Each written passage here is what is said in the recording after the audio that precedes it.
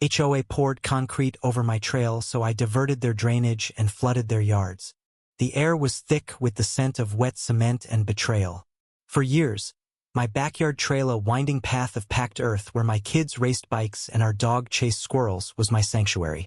It cut through the edge of our property, a slice of freedom in the manicured prison of Karen Heights, where the HOA ruled with iron fists and pastel newsletters.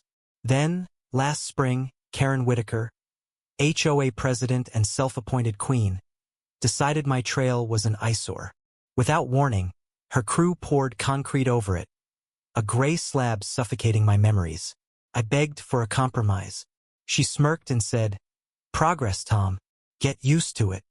That night, I sat on my porch, staring at the ruin of my trail, rage simmering like a storm.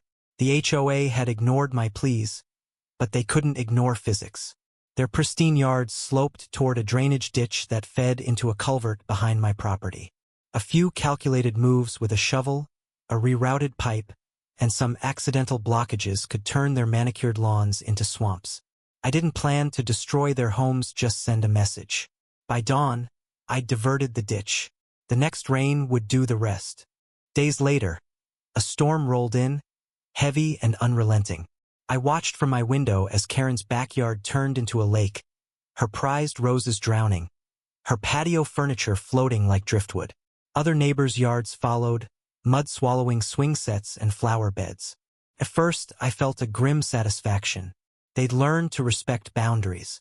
But then I saw Mrs. Ellis, the quiet widow next door, sobbing as water seeped into her basement, ruining her late husband's old records. Guilt gnawed at me, but I pushed it down. This was justice. Karen didn't take it lying down. She stormed to my house, banging on my door, her face a mask of fury. "You did this, Tom. You flooded us," she screamed, neighbors trailing behind her like a mob. I stepped outside, shovel in hand, not to threaten but to ground myself. "You buried my trail," I shot back. "You started this war." The crowd murmured, some nodding, others glaring. Tension crackled like lightning. Then, a voice cut through, an unexpected one. "Enough!" It was Jake, the teenage son of Mrs. Ellis, usually silent, always tinkering in his garage. He stepped forward, holding a soaked photo album, his eyes blazing. "You're both wrong. Tom, you hurt my mom. She never touched your trail. And Karen, you've been bullying everyone for years. This isn't about a path or a yard, it's about you two acting like kids." The crowd froze, his words a mirror to our pettiness.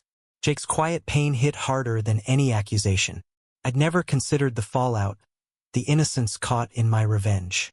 Karen faltered, her bravado cracking. "I was protecting the neighborhood's value," she muttered, but it sounded hollow. I looked at the shovel in my hands, suddenly heavy. My victory tasted like ash.